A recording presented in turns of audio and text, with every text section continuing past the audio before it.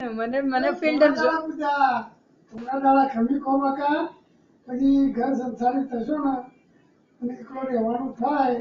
બધું જવાબદારી માથા હોય પછી ત્યાં કારી બિલ્ડિંગ નોકરી ખરાબ તો છોકરો નહીં પડવું ડેડીઓ માટે છોકરા નોકરી જો સ્થળથી બદલાય નહીં એવું જોયું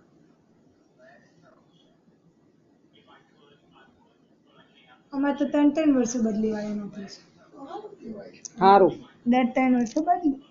હારામ હારું એક ઠેકોણે રહી રહીને શું કરવાનું કંતે જો ખોટો હા